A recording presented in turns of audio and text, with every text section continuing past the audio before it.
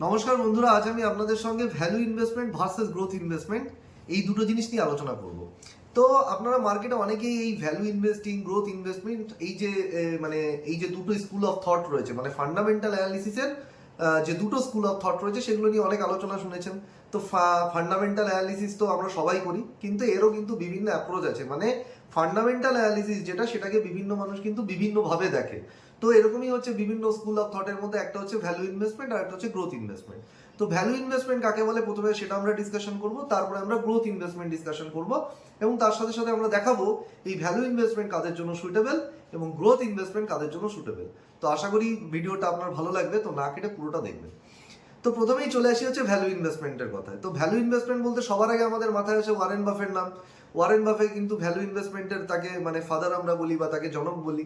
তিনি কিন্তু আমাদের দেখিয়েছেন যে একটা স্টক এই মুহূর্তে মানে মানে যেটাকে মার্কেটে সেইভাবে কিন্তু কেউ কিন্তু চেনে না, বা এই মুহূর্তে কিন্তু মার্কেটে মানে সেই স্টকটা কিন্তু মানে খুব বেশি আলোচিত নয়, কিন্তু আগামী দিনে তার মধ্যে হিউজ পোটেনশিয়াল রয়েছে। তো এই ধরনের স্টককে আমরা কি করে চিনবো সেইভাবে কিন্তু মানে সেইটা নিয়ে কিন্তু তিনি তার বিভিন্ন মানে তার যে ফিলোসফি আছে সেগুলো কিন্তু শেয়ার করেছেন। তার বিভিন্ন যে বার্কশায়ার হ্যাথওয়ে তার যে কোম্পানি, তাদের নিউজ লিটারে তিনি শেয়ার করেছেন। এবং তারও আগে যদি আমরা দেখি, ওয়ারেন বাফের যে গুরু তার নাম হচ্ছে বেঞ্জামিন গ্রাহাম। বেঞ্জামিন গ্রাহামের যদি আপনি বই পড়ে থাকেন, তো সেখানেও কিন্তু তিনি আলোচনা করেছেন এই যে ভ্যালু মানে কি, মানে ধরুন একটা 1000 টাকার মানে আপনি শার্ট কিনলেন, তো সেই শার্টের মধ্যে ধরুন কোনো কারণে 2000 টাকা তার পকেট থেকে পাওয়া গেল, তো সেটাকে বলে ভ্যালু।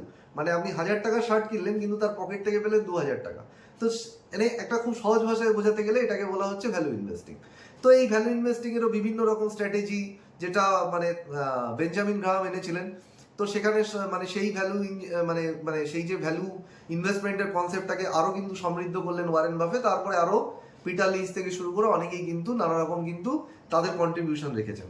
তো এই ভ্যালু ইনভেস্টমেন্ট সহজ ভাষায় বলতে গেলে এই মুহূর্তে কোনো একটা বিজনেস, সেই বিজনেসে কিন্তু কোনো গ্রোথ নেই। মানে দেখতে পাচ্ছেন সেখানে কিন্তু কোনো রেভিনিউ গ্রোথ আসছে না, আসলেও সেই রেভিনিউ গ্রোথ খুব কম। তো সেলস গ্রোথ নেই, কোম্পানির প্রফিট বাড়ছে না।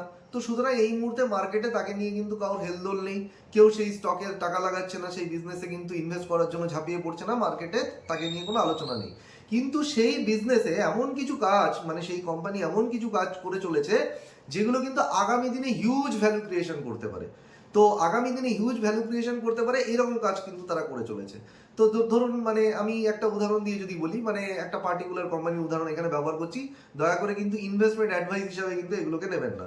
অমর রাজা, এই যে 2022 সাল থেকে অমর রাজা, এক্সাইড ব্যাটারি, এরা কিন্তু লিথিয়াম আয়ন ব্যাটারির কথা কিন্তু বলছে। কারণ আগামী দিনে আমরা জানি যে ভারতবর্ষে এই যে ইলেকট্রিক ভেহিকেল ইন্ডাস্ট্রি তো আগামী দিনে অনেক মানে যত বাড়তে চলেছে, যদি মোটামুটি দেখেন প্রজেকশন আছে আগামী দিনে আগামী 5 বছরে এটা কিন্তু মোটামুটি 25-30% মার্কেট শেয়ার হয়ে যাবে টোটাল ভেহিকেল মার্কেটে।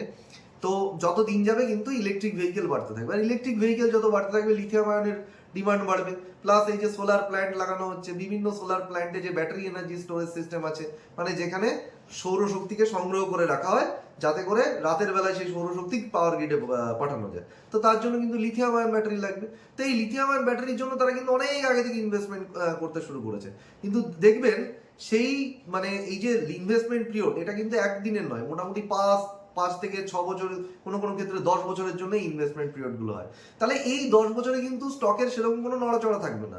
যখন মার্কেটে এটাকে মানে মানে ব্যাপারটা হচ্ছে এই প্ল্যানগুলো যখন রেডি হয়ে যাবে, তারপরে দেখবেন তাদের রেভিনিউ হুট করে বেড়ে গেছে, প্রফিট বেড়ে গেছে, তারপরে আবার আপনার মতো সবাই গিয়ে ঝাঁপিয়ে পড়ে সেই স্টক কিনবে, টিভিতে সমস্ত এক্সপার্টরা এসে আলোচনা করবে। কিন্তু কিছু কিছু মানুষ আছে এই সমস্ত যে সমস্ত স্টক আছে সেগুলোকে অনেক আগে থেকে এই সমস্ত অপরচুনিটিকে আইডেন্টিফাই করে যারা কিনে রাখবে আগে থেকে, তারা কিন্তু একটা হিউজ গেনার হবে। তো এইগুলোকে বলা হচ্ছে মানে এই জিনিসটা বা এই কনসেপ্টটাকে বলা হচ্ছে ভ্যালু ইনভেস্টিং। মানে আজকে যার কোনো গ্রোথ নেই, আজকে যার কোনো প্রফিট নেই, কিন্তু তারা এমন কিছু কাজ করে চলেছে যেটা আগামী দিনের জন্য ভীষণ গুরুত্বপূর্ণ, এবং আগামী দিনে কিন্তু যখন মানে সেই কাজটা মানে শেষ হয়ে যাবে, তখন কিন্তু সেখান থেকে তাদের গ্রোথ আসবে এবং মার্কেট তাদেরকে ভ্যালু দেবে। তো এটা হচ্ছে কনসেপ্ট অফ ভ্যালু ইনভেস্টিং। এটা ভ্যালু ইনভেস্টিং এর যে কনসেপ্ট সেটা তো গেল। এবার যেটাকে আমরা আলোচনা করবো সেটা হচ্ছে গ্রোথ ইনভেস্টমেন্টের কনসেপ্টটা কি। গ্রোথ ইনভেস্টমেন্টের কনসেপ্টটা হচ্ছে ধরুন কোনো একটা কোম্পানির এই মুহূর্তে দেখতে পাচ্ছেন যে তার হিউজ রেভিনিউ গ্রোথ আছে, তার সঙ্গে সঙ্গে তার প্রফিটের গ্রোথ আছে, কোম্পানি কিন্তু তার মার্জিন বাড়িয়ে চলেছে।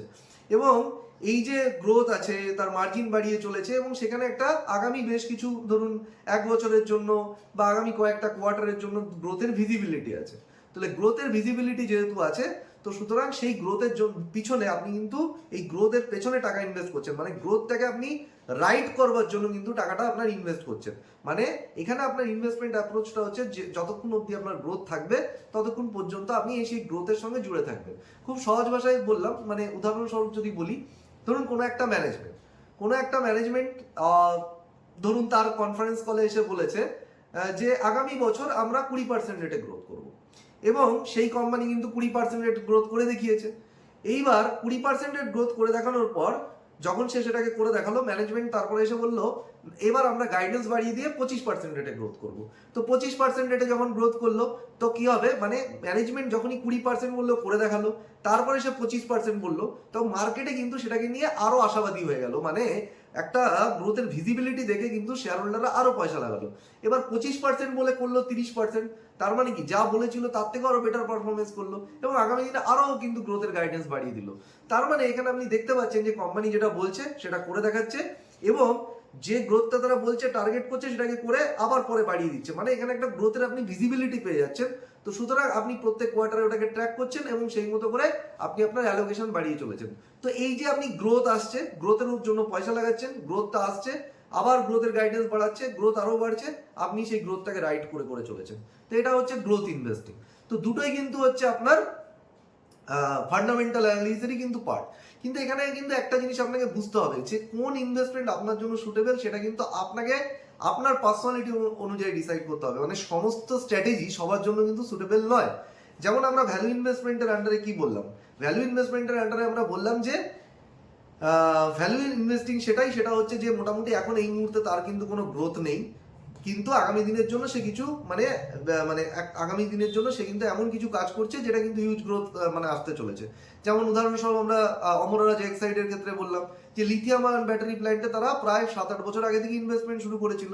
তো এই যে অনেক দিন আগে থেকে ইনভেস্টমেন্ট শুরু করছে, এর ফল ফলতে কিন্তু অনেকটা সময় লাগে। সেকেন্ড যদি আমরা বলি, এখন দেখবেন গ্রিন হাইড্রোজেন নিয়ে মার্কেটে অনেক আলোচনা হয়। তো গ্রিন হাইড্রোজেন এখনো পর্যন্ত কিন্তু একটা ন্যাসেন্ট স্টেজে আছে আমাদের দেশে, কিন্তু এখনো পর্যন্ত গ্রিন হাইড্রোজেন নিয়ে যে বিশাল মানে কি বলবো মানে বিশাল ক্যাপাসিটি এসে গেছে, গ্রিন হাইড্রোজেন নিয়ে যে বিশাল হচ্ছে তা কিন্তু নয়। কিন্তু গ্রিন হাইড্রোজেন নিয়ে কিন্তু অনেক কোম্পানি কাজ করে চলেছে এবং তাদের সেই সমস্ত গ্রিন হাইড্রোজেন প্ল্যান্ট আস্তে আস্তে মোটামুটি এখনো 4-5 বছর লাগবে। গ্রিন হাইড্রোজেনের যেটা আসবে সেটাও একটা বেসিক, প্রথমে একটা মানে ন্যূনতম ক্যাপাসিটির প্ল্যান্ট আসবে, তারপরে ধীরে ধীরে করে তারা বাড়াবে। তো সুতরাং এটা কিন্তু একটা লং টার্ম থিম। আমরা জানি কোম্পানি যদি ওটা করতে পারে, যদি আমরা কোম্পানি কনফারেন্স কল পড়ি দেখবো যে ওটা একটা লং টার্মে কিন্তু একটা হিউজ মানে জায়গায় যেতে পারে। কিন্তু এই মুহূর্তে যদি আমি দেখি সেখানে কিন্তু কোনো গ্রোথ কিন্তু এই মুহূর্তে আসার সম্ভাবনা নেই। এবার এই যে ভ্যালু ইনভেস্টমেন্ট শুনতে খুব ভালো লাগে, মার্কেটে সবাই ভ্যালু ইনভেস্টমেন্ট বলতে বলতে একদম জিভের লাল ফেলিয়ে দেয়। এবার ব্যাপারটা হচ্ছে এখানে কিন্তু ভ্যালু ইনভেস্টমেন্ট বলাটা যতটা সহজ, মাল্টিব্যাগার বলাটা যতটা সহজ, করাটা কিন্তু অতটাই কঠিন। কারণ একটা জিনিস বুঝতে হবে যে আজকে যদি ধরুন কোনো স্টকের কিন্তু এই মুহূর্তে গ্রোথের ভিজিবিলিটি নেই এবং সেই স্টকে আপনি পয়সা লাগিয়ে দিচ্ছেন, কোনো কারণে যদি দেখেন যে গ্রোথ একটুখানি মানে ব্যাপারটা হচ্ছে মানে রেজাল্ট আরো খারাপ হয়ে গেল, আগামী একটা দুটো মানে কোয়ার্টারে কোনো কারণে যা রেজাল্ট ছিল তার থেকে আরো খারাপ হয়ে গেল, তাহলে কিন্তু স্টকটা কিন্তু আরো পড়ে যাবে। এবার ধরুন একটা স্টক যার মোটামুটি ধরুন মানে কি বলবো মানে সেটা থেকে গ্রো মানে যদি আপনার ভ্যালু আস্তে আস্তে মোটামুটি 5-6 বছর লেগে যাবে এবং কোনো কারণে যদি এই 5-6 বছরের মধ্যে কোনো খারাপ দুটো কোয়ার্টারের ফলে বা কোনো খারাপ ইনসিডেন্টের ফলে যদি স্টকটা আরো পড়ে যায়, আর আপনি যদি একজন ছোটখাটো ইনভেস্টর হন, আপনি কি সেই মানে যে স্টকের যে ডাউনফল বা ডাউন সাইড সেটা কি নিতে পারবেন? সেটা আগে সবাই মানে সেটা আগে আপনাকে নিজের কাছে প্রশ্ন করতে হবে। তার কারণটা হচ্ছে একটা জিনিস জানবেন, আমি ধরুন একটা খুব বড় ইনভেস্টর যেখানে আমার মোটামুটি কয়েকশো কোটি টাকার পোর্টফোলিও, তো আলটিমেটলি আমি এই ধরনের 10 বছরের জন্য 5 বছরের জন্য এরকম বেট আজকে থেকে নিতে পারি। কোনো কারণে কি হলো যে না আমি যেটা ভেবেছিলাম সেটা হলো না, কোম্পানির ম্যানেজমেন্ট যেটা বলেছিল সেখান থেকে দেখা যাচ্ছে কোনো রকম ভাবে মানে সেটা তারা রাখতে পারলো না, 2-4টে কোয়ার্টার খারাপ গেল এবং আমার যে ইনভেস্টমেন্ট যে ভ্যালুটা সেটা অনেকটা পড়ে গেল এবং মোটামুটি দেখা গেল আমার ইনভেস্টমেন্ট যেটা করেছিলাম সেখান থেকে 20-30% কিন্তু নিচে চলে এসছে। মানে 20-30% আমার ইনভেস্টমেন্ট গায়েব হয়ে গেছে, কিন্তু আমার কাছে কিছু এসে যায় না কারণ আমার হিউজ ক্যাপিটাল রয়েছে, আমি সেই ডাউন সাইড রিস্কটা কিন্তু নিতে পারবো। কিন্তু ধরুন একটা ছোট ইনভেস্টর, আপনি আপনার ক্যাপিটাল হচ্ছে 2 লাখ টাকা 5 লাখ টাকা, আপনি শেয়ার মার্কেটে মানে এই অ্যামাউন্ট অফ ক্যাপিটাল নিয়ে নেমেছেন। তো সেখানে যদি আলটিমেটলি আপনার স্টক 20-30% পড়ে যায়, তাহলে আপনি ওই টাকা রিকভার করতে গিয়ে আপনার অনেক দিন লেগে যাবে, এবং আপনার যে ইনভেস্টমেন্টের যে লক্ষ্য, সেই লক্ষ্যই তো আপনার পূরণ হবে না।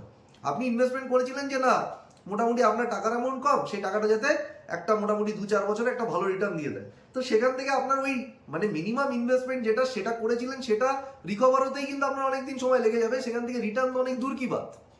তো আলটিমেটলি আপনাকে যেটা বুঝতে হবে যে ভ্যালু ইনভেস্টমেন্ট হচ্ছে তাদের জন্য যাদের সেই ডাউনসাইড রিস্ক নেওয়ার ক্ষমতা আছে, যাদের ইনভেস্টমেন্টের ক্যাপিটাল অনেক বড়।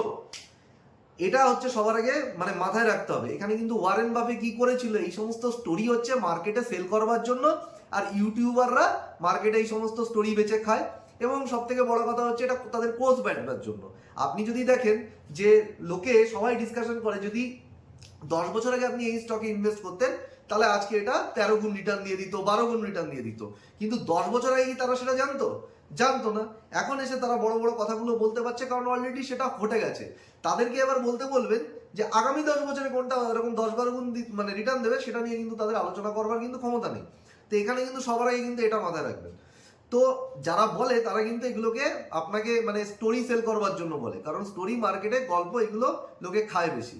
এবার যদি আমি গ্রোথ ইনভেস্টমেন্টের ক্ষেত্রে আসি, মানে যদি ছোট রিটেল মানে ছোট যদি আপনি রিটেল ইনভেস্টর হন, আপনার যদি ইনভেস্টমেন্ট অ্যামাউন্ট কম থাকে, তাহলে হচ্ছে গ্রোথ ইনভেস্টমেন্ট আপনার জন্য কিন্তু বেটার। কেন বেটার, তার কারণটা হচ্ছে ধরুন আজকে একটা কোম্পানি, সে মানে ম্যানেজমেন্ট আপনি প্রতি কোয়ার্টারে আপনার হাতে যেটা আছে, আপনি ম্যানেজমেন্ট কল করছে, প্রেজেন্টেশন করছে, প্রত্যেক কোয়ার্টারে দেখছেন যে না সে যেটা গ্রোথ বলেছিল সেই গ্রোথটা করতে পেরেছে কিনা। তো গ্রোথ যে মোমেন্টাম তার চলছিল, ধরুন একটা স্টক আগামী মানে গত মানে 5 থেকে 10টা কোয়ার্টারে পজিটিভ সেলস গ্রোথ দেখিয়ে এসছে, একটা দুটো কোয়ার্টারে হয়তো করতে পারেনি, তার জন্য হয়তো কোনো একটা পার্টিকুলার সমস্যা ছিল, যেটা টেম্পোরারি সমস্যা ছিল, যেটা সব বিজনেসেই হয়। মানে দেখবেন কোনো কোনো বিজনেসে কখনো কখনো কোনো সাইকেল মানে কি বলবো, কোনো কোনো বিজনেস সিজনাল বিজনেস হয়। মানে ধরুন আজকে যদি আপনি দেখেন কোনো কোনো বিজনেস কোনো কোনো সিজনে ভালো চলে, যেমন হসপিটাল বিজনেস যদি আপনি দেখেন কোয়ার্টার 2তে ভালো চলে। আপনি যদি এরকম যদি আপনি মানে মানে ধরুন কি বলবো, যদি আপনি কোনো হোটেল দেখেন তাহলে দেখবেন মোটামুটি কোয়ার্টার 4-এ ভালো চলে, কারণ ছুটির সময় সবাই বেশি হোটেল ঘুরতে যায়। যদি দেখেন যে কোনো জুয়েলারি কোম্পানি আছে বা ধরুন কোনো রিটেল কোম্পানি আছে, শপিং মল, দেখবেন কোয়ার্টার 3-তে ভালো চলে, মানে যখন দুর্গাপুজো, নবরাত্রি, দিওয়ালি এই সমস্ত ফেস্টিভ্যাল থাকে, ফেস্টিভ সিজনে ভালো চলে। তো এখন ব্যাপারটা হচ্ছে যদি আপনি মানে কোনো কোনো বিজনেসের যে সিজন থাকে, যে সুগার বা কোনো সুগার মানে যে কোম্পানি মানে আপনার সুগার সেগমেন্টে আছে, তো সুগার বা মানে কোনো কোনো কোম্পানির কোনো কোনো সেগমেন্ট থাকে, মানে এরকম সুগার বলুন বা কিছু, কোনো একটা সিজনে চলে অন্য একটা সিজনে চলে না, তো সেটা ঠিক আছে, সেটা নর্মাল ব্যাপার, সেটা নিয়ে কিন্তু কোনো ভাবার জন্য মানে প্রয়োজন নেই। বা ধরুন কোনো কোনো এই যে এই মুহূর্তে যদি আমি দেখি যে মিডল ইস্টে যুদ্ধ চলছে, তো মিডল ইস্টে যুদ্ধের জন্য সাময়িক কিছু সমস্যা হচ্ছে, যার জন্য একটা দুটো কোয়ার্টার ভালো চলবে না, কিন্তু ম্যানেজমেন্টের গাইড মানে ম্যানেজমেন্ট সেখানে তাদের গাইডেন্স মানে কিন্তু যেটা দিয়েছিল সেটাকে ইন্ট্যাক্ট রাখছে। ম্যানেজমেন্ট যে তার গ্রোথ যে ট্র্যাজেক্টরি, তো গ্রোথ যে ভিজিবিলিটি, সেটা কিন্তু চেঞ্জ করছে না। ম্যানেজমেন্ট বলছে এটা সাময়িক জিনিস, এটা ঠিক হয়ে যাবে। তো সেক্ষেত্রে আপনি যে মানে যে কাজটা করতে পারেন সেটা হচ্ছে এই গ্রোথটাকে আপনি রাইড করতে পারেন। তো মোটামুটি আপনাকে দেখতে হবে ওই একটা দুটো কোয়ার্টার, যদি সেটা সিজনালি খারাপ হয় বা সিজনালি ভালো হয় সেটাকে আপনাকে ইগনোর করতে হবে, এবং যদি দেখা যায় যে না ছোটোখাটো ইকোনমিতে কোনো সমস্যা চলছে এবং ম্যানেজমেন্টের তার জন্য প্রপার জাস্টিফিকেশন রয়েছে, ব্যালেন্স শিট ভালো রয়েছে, কোম্পানির সব কিছু ঠিক আছে, কোম্পানি যে গ্রোথের গাইডেন্স দিচ্ছে সেটাও কিন্তু ইজিলি কোম্পানি এর আগে করে এসছে, এবং আগামী দিনের জন্য এই যে মানে তার যে প্রবলেম রয়েছে তার জন্য কিন্তু সে তার গ্রোথ গাইডেন্স কমিয়ে দিচ্ছে না, বা কোনো নেগেটিভ কথাবার্তা বলছে না যে না আগামী দিনে আমার গ্রোথ পড়ে যাবে। এরকম যদি না হয় তাহলে আপনাকে গ্রোথটাকে রাইট করা শিখতে হবে। প্রত্যেক কোয়ার্টারে ট্র্যাক করবেন, যতক্ষণ পর্যন্ত ওই গ্রোথের ভিজিবিলিটি থাকবে আপনি সেই স্টককে রাইট করতে থাকবেন, এবং এইভাবেই কিন্তু আপনি পয়সা বানাতে পারবেন। আমি আপনাকে মিলিয়ে বলছি, মানে আপনাকে একদম গ্যারেন্টি সহকারে বলছি, এইভাবে যদি আপনি কোনো স্টককে ট্র্যাক করতে করতে তার গ্রোথটাকে যদি ট্র্যাক করতে করতে যান, আপনি রিয়েল পয়সা বানাবেন। সব থেকে ভালো উদাহরণ আমি আমার নিজের ক্ষেত্রে দেবো, সেটা হচ্ছে V2 রিটেল। V2 রিটেলের স্টক, মানে এখানে কিন্তু আমি কোনো ইনভেস্টমেন্ট অ্যাডভাইস দিচ্ছি না বা আপনাকে বলছি না আপনি ব্লাইন্ডলি কিনে নেবেন। যেটা একটা উদাহরণ দিয়ে বলছি সেটা হচ্ছে এই যে 2023 থেকে প্রথমে তো V2 রিটেলের ব্যবসা ডুবে গেছিল, মানে 10 বছর আগে ভিমার্ট নামে ছিল। তো ভিমার্টের সেই ব্যবসা যখন ডুবে যায়, এখনো অবশ্য ভিমার্ট নামে একটা কোম্পানি আছে, কিন্তু এই V2 রিটেলের মালিকরাই কিন্তু আগে ভিমার্ট চালাতো। এখন ভিমার্ট যেটা আছে এদেরই আত্মীয়ের কোম্পানি। তো এই V2 রিটেলের যে আগের পুরোনো ব্যবসা ডুবে যাওয়ার পরে তারা কিন্তু নতুনভাবে ব্যবসাটাকে রিস্ট্রাকচার করে। পুরোনো যখনই নতুন ব্যবসাটাকে রিস্ট্রাকচার করে, কোম্পানির ম্যানেজমেন্ট কিন্তু যেগুলো বলেছে সেগুলো ধীরে ধীরে করে দেখাতে শুরু করে। 2023 সালে ম্যানেজমেন্ট যেগুলো বেসিক্যালি মানে যে সমস্ত গ্রোথের গাইডেন্স দেওয়া শুরু করে অ্যাগ্রেসিভ, সেই মতো করে তারা মানে গ্রোথ আনে। তারা বলেছিল যে আমরা এতগুলো স্টোর অ্যাড করব আগামী 1 বছরের মধ্যে, নেক্সট কোয়ার্টারে আমরা এতগুলো স্টোর অ্যাড করব, যা যা বলেছে তাই তাই করে দেখিয়েছে, এবং যে যে গ্রোথ গাইডেন্স দিয়েছে আইদার সেই গ্রোথকে মিট করেছে এবং তার থেকেও বেশি গ্রোথ এনেছে।